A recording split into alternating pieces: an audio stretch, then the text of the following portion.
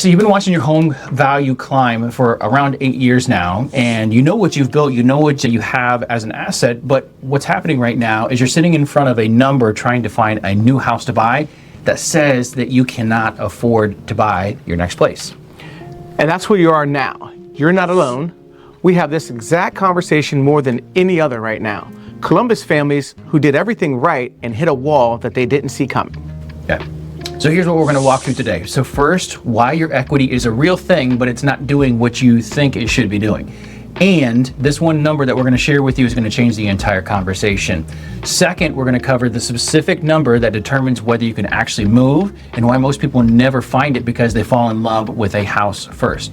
And then third, 3 strategies Columbus home buyers are using right now to get across the finish line and get across that gap without any fluff or overextending. So that third one is where almost everyone gets it completely backward. So you got to stick around to the end of the video for that one. So the first thing I want you to understand is this one thing that's going to shift everything else for you. And it's the distinction that most people have never heard of, and really until they sit down with a lender like us. So you build equity, and that equity is very real, and it belongs to you. But equity is wealth, and the mortgage world does not qualify you on wealth. It qualifies you on your income. And those two things are very different. The bank treats them as two different things every single time that you try to apply for a home loan. I think that's part of what catches people off guard. They walk in feeling strong because they are strong. They've built something real, and then they get a number that doesn't match what they expected. And it feels like the system is completely broken. It's not broken, it's just measuring something different than what they brought in the door. So here's what it's measuring. A lender can't say, this family has $200,000 worth of equity, so they can handle this next larger mortgage payment. They only look at what you earn every single month. So what you owe every single month, and also the ratio between those two numbers. And that's really what's called your debt to income ratio. And I'm sure that you've heard that before. We say it like 16 times a day. And at this, and in this rate environment, it's the thing that's really catching a lot of home buyers, move-up buyers specifically, by surprise more than anything else. So the 30-year fix is currently, as of today, sitting at 6.3%. And we get that source from Fannie Mae and Freddie Mac. So that's actually a 4-week low based upon what's happened with the Iran war. But on a $500,000 loan, which is the real number for a lot of neighborhoods here in Columbus, specifically move-up buyers, in Hilliard, Dublin, and Upper Arlington and Westerville, your principal and interest is roughly $3,100 a month. And add taxes, add insurance, and you're really quickly at $3,700 to $3,900 a month, all in on your monthly house payment. So with an average household income of roughly $120,000, don't get me wrong, that's nothing to sneeze at, but that's going to put you at a 37% debt to income before you add in your car loan, your credit cards, and really anything else that's in your financial picture.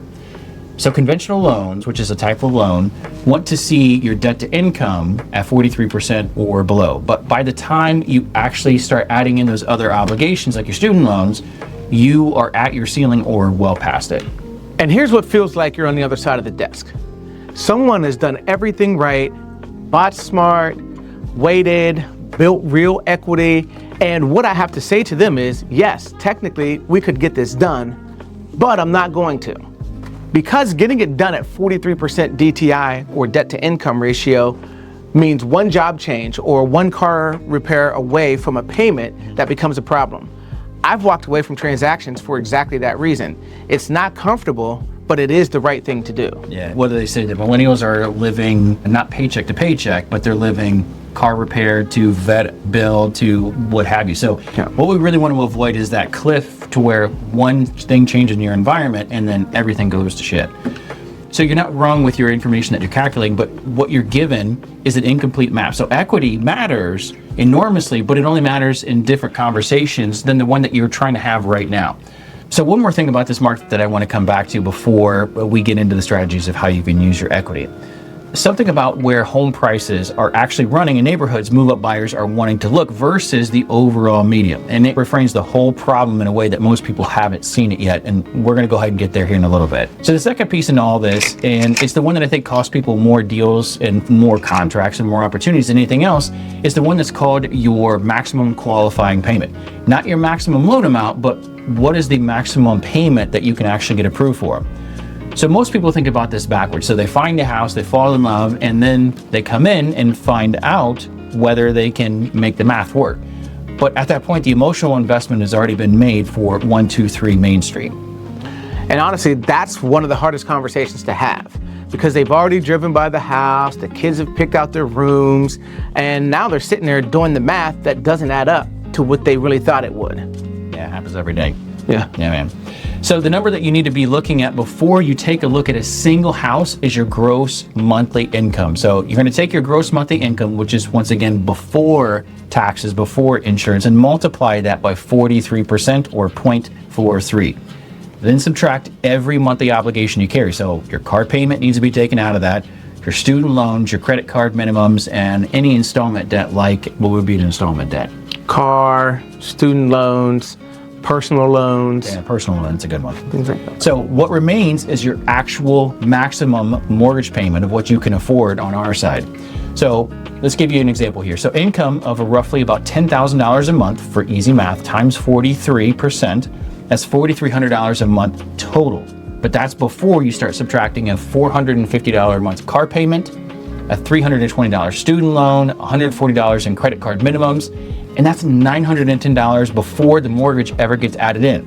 So for a $10,000 a month gross income, you're left with about a maximum mortgage payment of roughly $3,390, not $9,300. So it disappears real quick. Yeah, and that $910 gap in Columbus at today's rate, that's roughly $130,000 in loan amount. That's the difference, yeah. Yeah, that's the difference between a school district you want to be in and a school district that you settle for, and that's not a small number. A couple came in last fall, Columbus, 7 years in their first home, serious people who had done all of the homework, found something in Hilliard, right size, right school, price that seemed to make sense. What they hadn't done though is map out their full monthly picture to that qualifying payment before they fell in love with the house. We laid it all out together. The deal worked, but only because we restructured it how they were bringing their equity to the table. One 20-minute conversation changed everything for them, and they closed. So they actually that couple found us by scanning the QR code that's right here. So you can also find us and try to get a hold of us too through the description below. So now that Central Ohio detail that I said I'd come back to, the overall median sale price in Central Ohio in February was about $315,000, and once again, we'll include the resources below. And that really is targeting move-up buyer neighborhoods, things like Hilliard, Dublin, and New Albany, Upper Arlington. Those are running around $450,000 to $600,000. So Dublin's median home price is sitting around $615,000 right now. Far cry from when we both started. In the industry. No doubt. Yeah, which means that the debt to income ceiling doesn't even hit the median. It's actually considerably higher. So the gap between what you think you can afford and what your qualifying payment actually allows is bigger in those neighborhoods that matter more than what the headline numbers suggest in the news. And that's really what nobody's going to tell you when you start looking. The median sounds manageable. The neighborhood you actually want is a different conversation entirely. All right, so what we're going to do is we're going to get into 3 strategies on how to use the equity that you've gained over the last couple of years for your advantage versus just letting it sit on the sideline. So the first of the 3 strategies is one most move-up buyers dismiss before they really understand it, and it's called a bridge loan. I get why. The name sounds expensive. It's like something invented to solve a problem that shouldn't even exist. Yeah, that's right. So here's how it actually works. So it lets you access your current home equity that you have in your house right now before you sell it. So you actually use that equity as a down payment on the next place. So you can close as a clean, non-contingent, meaning you don't have to try to sell your current house first, buyer, which makes you attractive for the home that you're trying to buy. Then you can sell your existing home and pay that bridge loan off after you moved into your new place. And the non-contingent piece, that's where this earns its cost, right? Because in this market, a contingent offer is a weakened offer before the conversation even starts. Yeah. Central Ohio home prices are up roughly about 5.9% year over year. And the neighborhoods that most home buyers, most move-up home buyers are wanting to buy in, 45% of the listings are still selling above asking price. So you're going to walk in saying, this depends on me selling my current house first, and you are negotiating from your heels. So a bridge loan actually runs roughly 1 to 2 points, which is percentages, above the 30-year fixed. So like, for example, if the interest rate for a 30-year fixed is at, what, 6.5%, you're probably going to be looking at 7.5% to 8.5% as far as an interest rate in today's environment. So that sounds expensive, and you can run the real comparisons, but it's really not as bad as what you think. Yeah, because you lose the deal, you go back on the running at 5.99% annual appreciation. The house you want next costs more than the house you lost. Time in this market is not free. Neither is starting over when your family is ready to move. So when structured correctly with a tight timeline, a realistic sales price estimate on your current home, a clear exit on the existing home, the bridge loan is actually frequently less expensive as an option. And it's not as scary as one, just a smart one once you actually get it explained to you by someone who's not trying to sell you something. The second strategy starts with a question, and most people ask it wrong. They ask, should I do a HELOC or a cash out refinance to access my equity? So that is not the right question. The right question is, what does accessing my home equity cost me on a monthly basis? And what does that do to my monthly cost on my debt to income when I go to apply for the next house?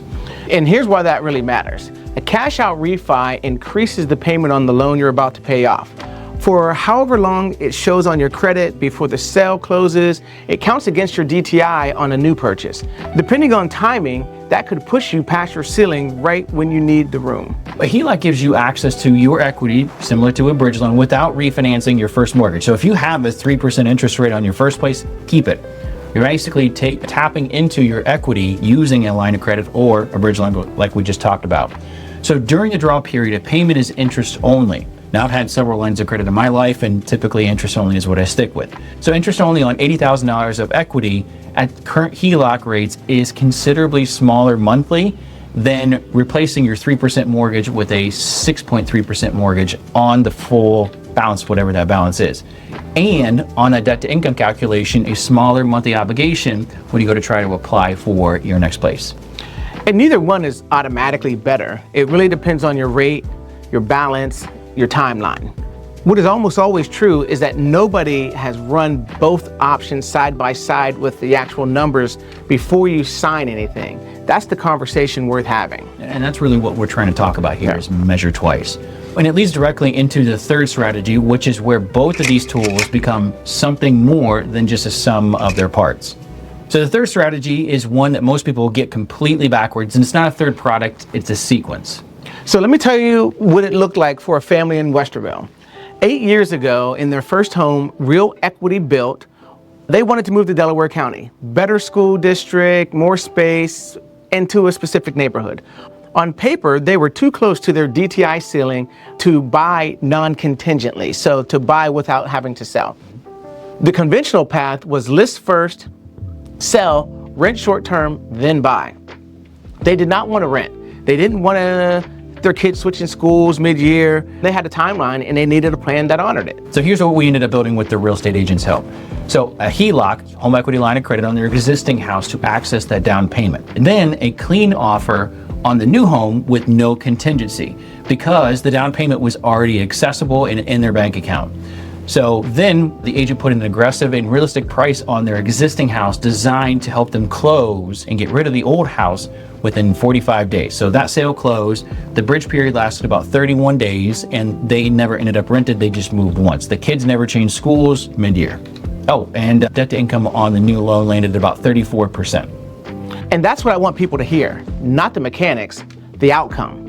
They're in a house, the kids are in school, the existing home sold in 19 days, and that is what sequencing looks like when it works right. Yeah, structure is really what we're really good at, is putting the pieces together so that way we're not putting you in a compromising position. So I want you to go ahead and grab a piece of paper and write this down.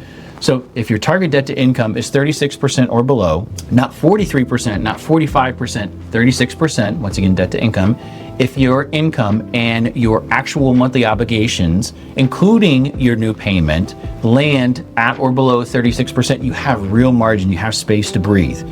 Now, margin for a job transition, margin for a car that goes belly up, margin for life that happens without your mortgage becoming the thing that actually breaks your personal finances.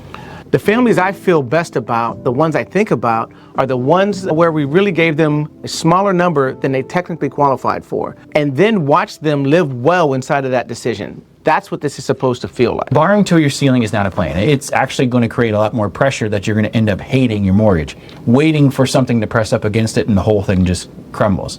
So the combined approach that we talked about is the 3 standard tools used in the right order. The thing that most people miss is not the bridge or the HELOC, it's the conversation between someone like us that helps map out the sequence before anyone touches an application. The family in Westerville, they closed, 4 months ago? All right. And they're in the house. Yep. So the outcome was not luck, it was sequence. And sequence starts with a conversation before anyone starts looking at houses.